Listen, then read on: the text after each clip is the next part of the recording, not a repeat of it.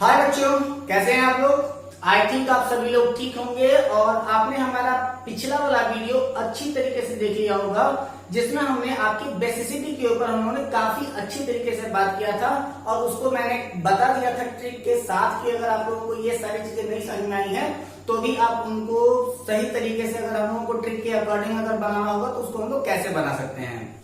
आज हम लोग इमेज के कुछ इंपॉर्टेंट केमिकल प्रॉपर्टीज के बारे में बात करने जा रहे हैं। सो लेट अस स्टार्ट बिना किसी समय को बर्बाद किए। तो आइए सबसे पहले हम लोग इसका रिएक्शन देखते हैं और इसका पहला रिएक्शन होगा एल्काइलेशन। और एल्काइलेशन के बारे में आपको जहां तक याद होगा कि मैंने आपको क्लास 12th में जब मैं आपको हेलोकेन हेलोरेन पढ़ा रहा था तो उस समय मैंने एल्काइलेशन रिएक्शन के बारे में आपको बताया भी था। सेम वही रिएक्शन यहाँ पर रिपीट होगी। तो जैसे कि अगर हम लोग यहाँ पर रख लें किसको एल्काइलेशन, और इस एल्काइलेशन रिएक्शन में करना कुछ नहीं है, सिर्फ देखोगे क्या कि आप कोई भी एमीन ले लीजिए RNH2 और इसका रिएक्शन आप करा दीजिए आप RX के साथ।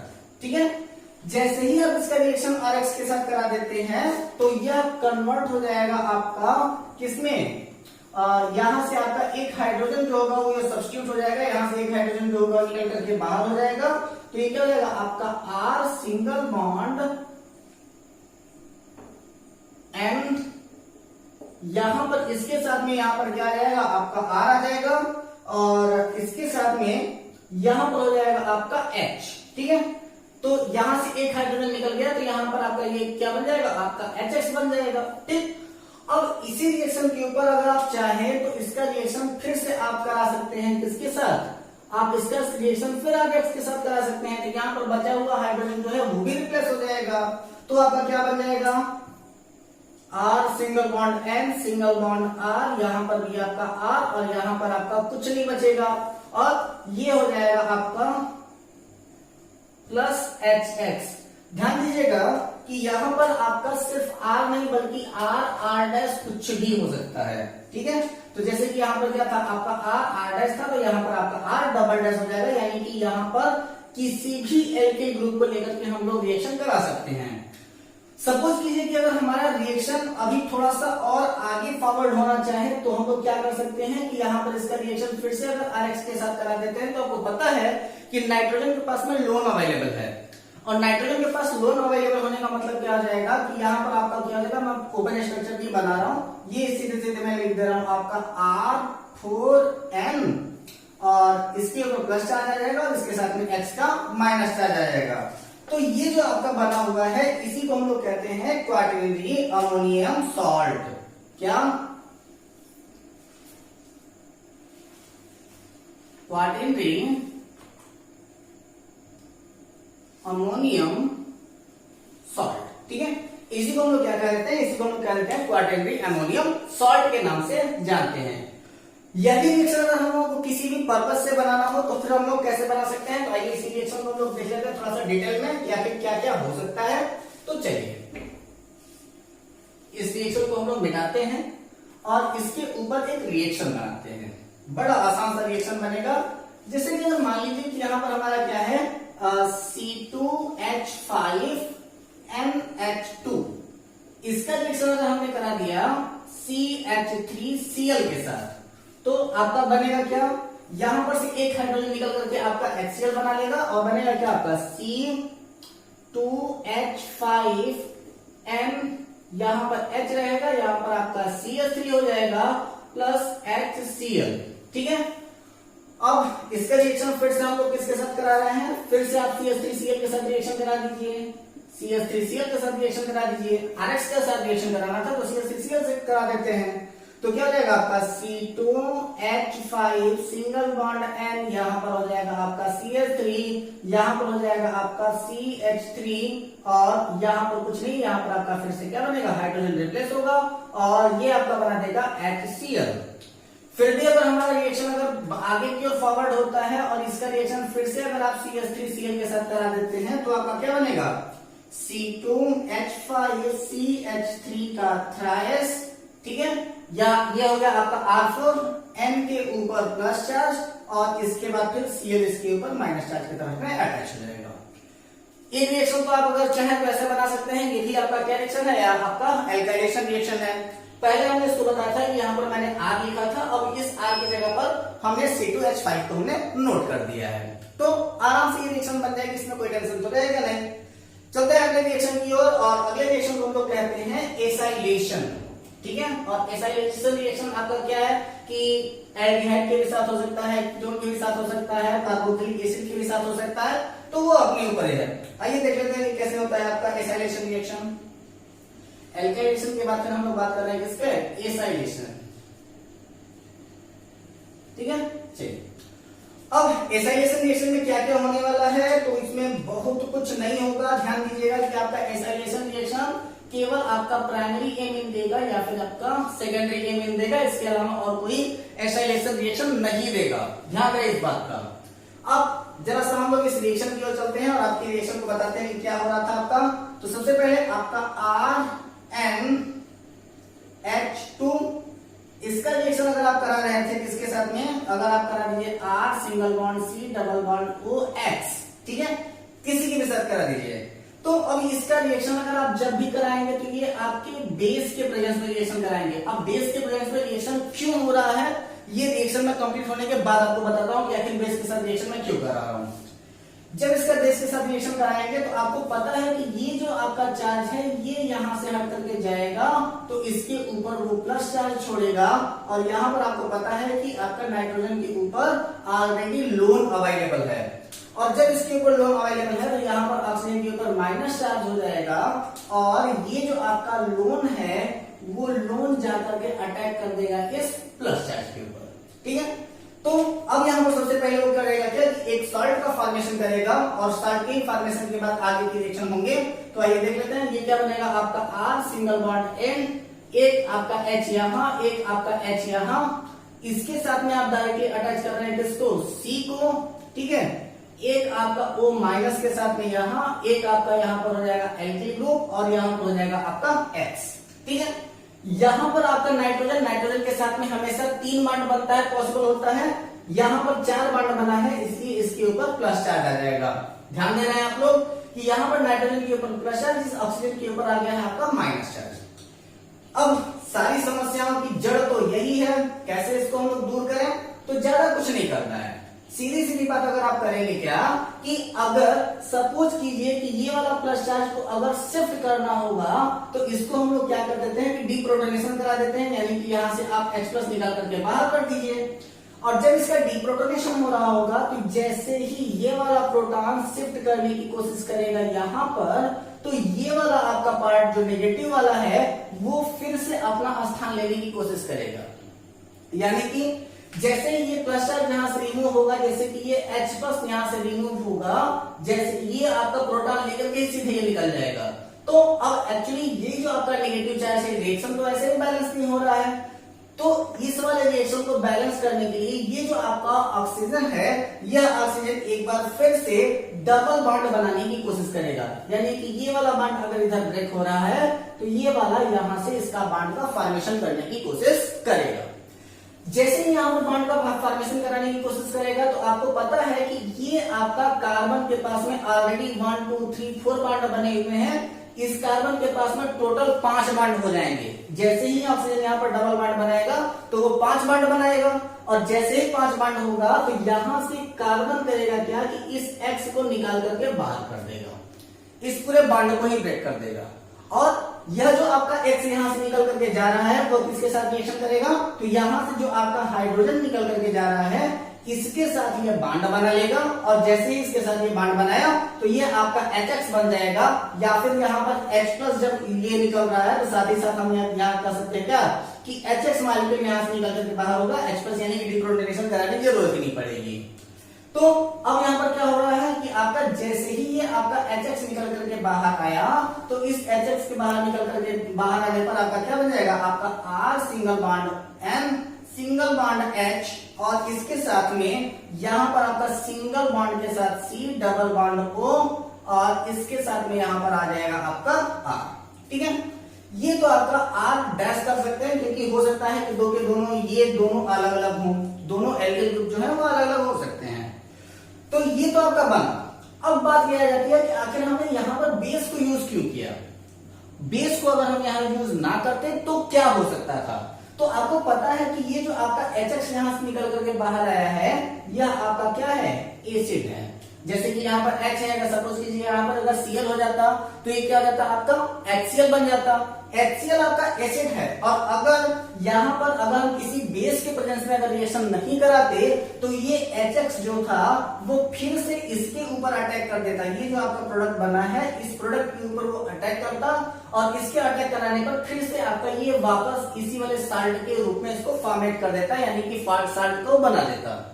साल्ट न बनाने पाए, इसकी वजह से हम लोग क्या करते हैं, यहाँ पर आपका बेस के साथ रिएक्शन कराते हैं, ताकि एसिड और बेस जो है वो आपस में यहीं पर रिएक्शन कर ले और ये किसी भी साल्ट का फॉर्मेशन कर दे। और जब ये साल्ट का फॉर्मेशन करेंगे तो ये रिएक्शन सिर्फ और सिर्फ फॉरवर्ड डायरेक्शन में होगी, बैकवर्ड डायरेक्शन में नहीं जाएगी।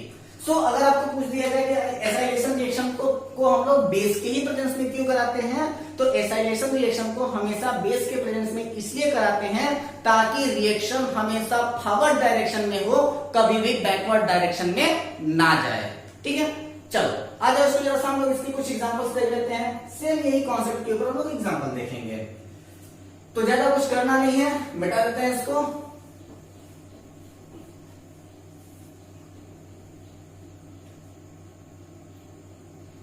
चलिए सबसे पहले हम लोग क्या करते हैं, एथेनेमीन लेते हैं C2H5NH2। और मैंने क्या कहा था कि आपका एसाइलेशन रिएक्शन केवल प्राइमरी दे सकता है या फिर सेकेंडरी दे सकता है, टर्शियरी क्यों नहीं दे सकता। तो टर्शियरी इसलिए नहीं दे सकता क्योंकि अगर आप जैसे अगर इसके साथ में बात कर लीजिए तो यहाँ पर आपका 3 के तीनों जगह पर आपका R आ जाएगा, और यहाँ पर रिप्लेसेबल हाइड्रोजन अवेलेबल नहीं है। और जब रिप्लेसेबल हाइड्रोजन अवेलेबल नहीं होगा तो ऐसी कंडीशन में यह जो होगा टर्शियरी वाला एमीन, ये आपका एसाइलेशन रिएक्शन नहीं देगा। कौन देगा, तो केवल आपका प्राइमरी दे सकता है या फिर आपका सेकेंडरी दे सकता है। तो अब देखो जरा सा इसके बारे में क्या कह रहा है ये। तो जैसे सपोज करो कि ये आपका क्या है, C2H5NH2 है, इसका रिएक्शन अगर आप करा दीजिए CH3 single bond C double bond O और यहाँ पर आपका Cl रख लीजिए। ठीक है, अब इसका रिएक्शन जैसे ही आप कराते हैं, कोई भी अपनी इच्छा से आप जो भी चाहें, ध्यान दीजिएगा कि यहाँ पर आपका जो एमीन है वो ऑलरेडी एक बेस है, इसलिए अगर कोई भी आप बेस लेना चाहें तो आप हमेशा ऐसा बेस लें जो आपके एमीन से स्ट्रांग हो। ठीक है, क्योंकि अगर एमीन से ज्यादा स्ट्रांग नहीं होगा तो एमीन खुद ही रिएक्शन कर लेगा। ठीक है, तो ऐसी कंडीशन में आपको क्या चाहिए कि आपका एमीन से स्ट्रांग बेस चाहिए। और जब आप एमीन से स्ट्रांग बेस का रिएक्शन कराते हैं तो क्या हो जाएगा आपका, सीधे यहीं से देख लेते हैं C2H5N, एक हाइड्रोजन यहां लगा दीजिए, दूसरा वाला हाइड्रोजन यहां लगा दीजिए। यहीं पर ये फिर से मैं दिखा देता हूं, ये वाला आपका ऊपर चार्ज जाएगा, इसके पास लोन है, तो जैसे ही इसके ऊपर माइनस आया इसके ऊपर प्लस चार्ज आ जाएगा, और ये दौड़ करके भाग के आएगा, इसके ऊपर रिएक्शन करेगा, इसके ऊपर सीधे अटैक किया। और जैसे ही अटैक किया तो ये आपका क्या जाता है कि इसके साथ C को अटैच कीजिए, डबल बॉन्ड की जगह पर सिंगल बॉन्ड O माइनस कीजिए। यहां पर आप क्या कर दीजिए कि ये आपका Cl हो जाएगा और यहाँ पर आपका R' हो जाएगा। ठीक है, R' का मतलब कि यहाँ पर हमने CH3 ऑलरेडी ले रखा है। ठीक है, तो ये हो जाएगा आपका CH3। और अब जरा सा देख लेते हैं कि अब यहाँ पर क्या रिएक्शन हो सकता है। तो वहीं आप चाहे पहली बार इसका डीप्रोटोनेशन करा दीजिए, चाहे इस वाले हाइड्रोजन ऑक्सीजन को अब यहाँ शिफ्ट कराएंगे तो ये वाला जो होगा वो निकल करके बाहर हो जाएगा, यानी कि ये वाला बॉन्ड ही निकल करके बाहर हो जाएगा। और यहाँ पर नाइट्रोजन के पास में देख रहे हैं आप, यहाँ पर 3 बॉन्ड ऑलरेडी फॉर्मेट हुआ है, तो यहाँ पर से इसका प्लस चार्ज लेकर के ये वाला हाइड्रोजन गायब हो जाएगा। और ऐसी कंडीशन में ये क्या बनाएगा, आपका HCl बनाएगा और ऑक्सीजन अपना डबल बॉन्ड बना लेगा। तो क्या हो जाएगा आपका C2H5 सिंगल बॉन्ड N, इसके साथ में यहाँ पर हो जाएगा H, यहाँ पर हो जाएगा आपका C डबल बॉन्ड O, और यहाँ पर आ जाएगा आपका CH3 प्लस बनेगा क्या, HCl। और इस HCl का किसी भी बेस के साथ में रिएक्शन कराना जरूरी है, क्योंकि अगर बेस के साथ में अगर रिएक्शन नहीं होता है तो रिएक्शन आपका रिवर्सिबल हो जाएगा। अभी आपका जो बना हुआ है इसको हम लोग क्या कहते हैं, तो इसको हम लोग कहते हैं N-इथेनेमीन, N-इथाइल इथेनेमीन।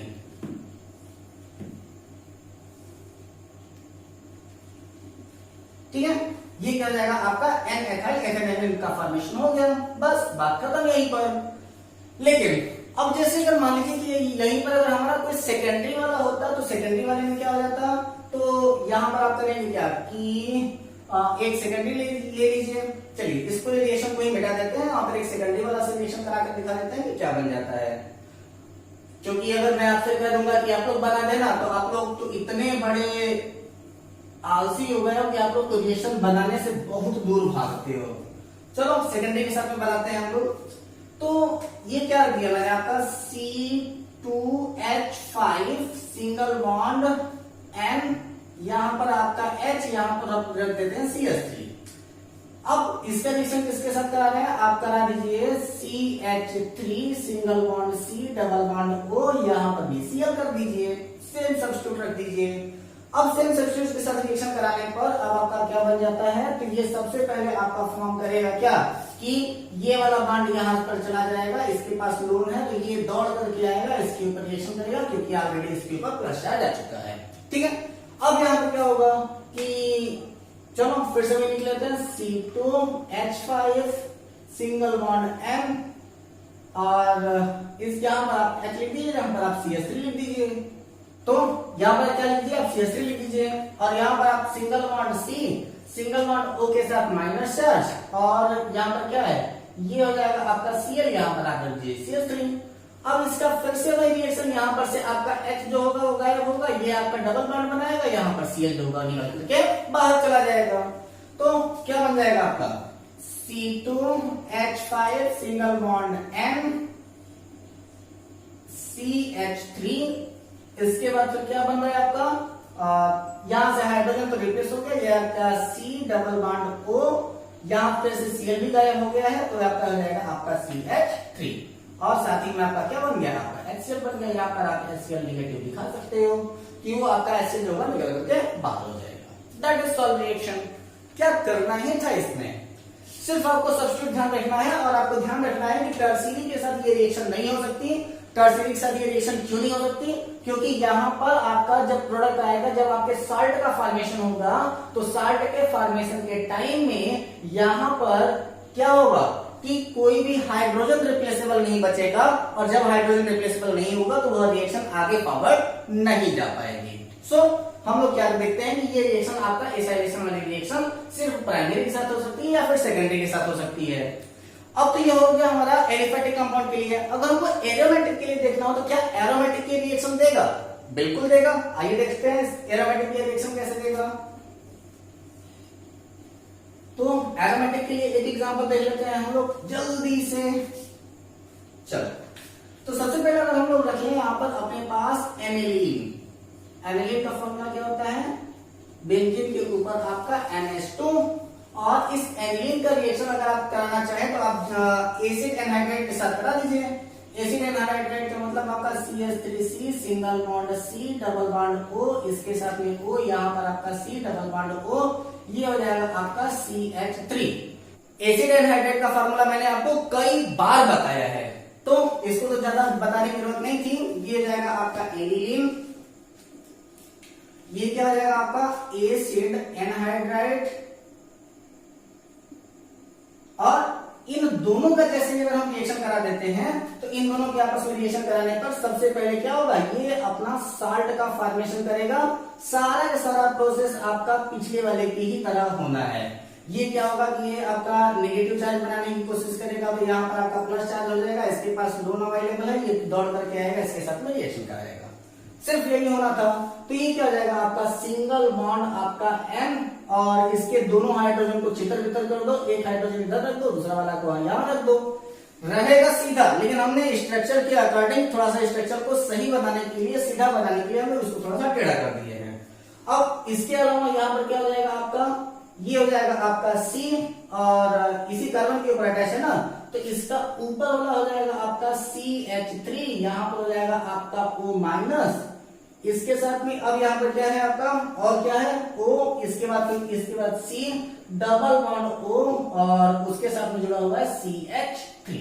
ठीक है, अब देखो यहाँ पर क्या हो रहा है कि यहां से आपका ये H तो निकल करके जाएगा, क्योंकि नाइट्रोजन के पास में ऑलरेडी 4 बॉन्ड हो चुका है।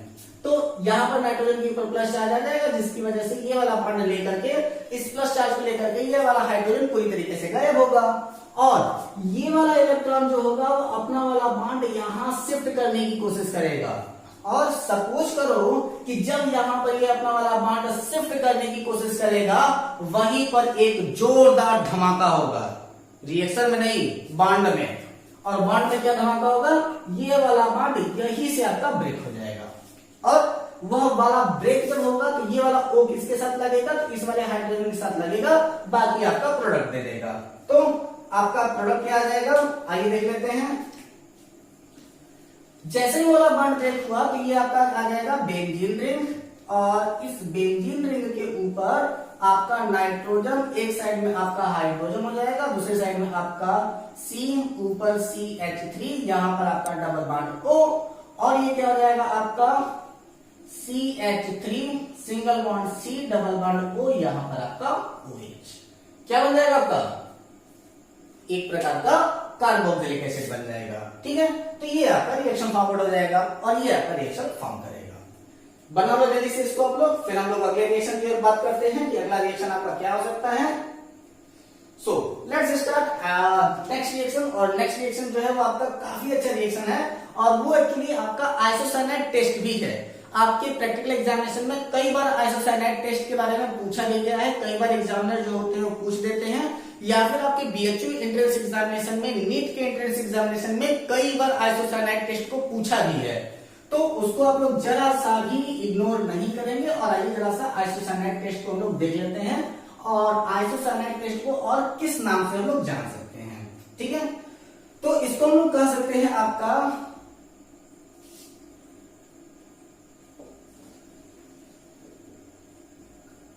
कार्बेलामाइड रिएक्शन, क्या कह सकते हैं इसको, कार्बेलामाइड रिएक्शन, या फिर इसी को हम लोग कहते हैं आइसोसाइनाइड टेस्ट। क्या कहते हैं, आइसोसाइनाइड टेस्ट, CYNOIDE। ठीक है, तो आइसोसाइनाइड टेस्ट हम लोग इसको कह देते हैं। अब आइसोसाइनाइड टेस्ट होगा कैसे, क्या है आखिर आइसोसाइनाइड। तो आपको पता है कि ये जो आपका CN होता है ये आपका साइनाइड है, और जैसे ही ये आपका NC हो जाता है ये आपका आइसोसाइनाइड हो जाता है। यहां पर जो आपका NC है वह आपका आइसोसाइनाइड हो जाता है। अब ये आपका आइसोसाइनाइड कैसे बना, तो जरा सा देखना कि आखिर इस आइसोसाइनाइड का मेन पर्पस क्या है। तो जैसे अगर आपको पता है कि यहाँ पर क्या है कि अगर जैसे कि केसियम बनाना हुआ तो पोटेशियम के साथ सिंगल बॉन्ड कार्बन के साथ बन जाएगा, और यहाँ पर आपका नाइट्रोजन के साथ ट्रिपल बॉन्ड बनेगा।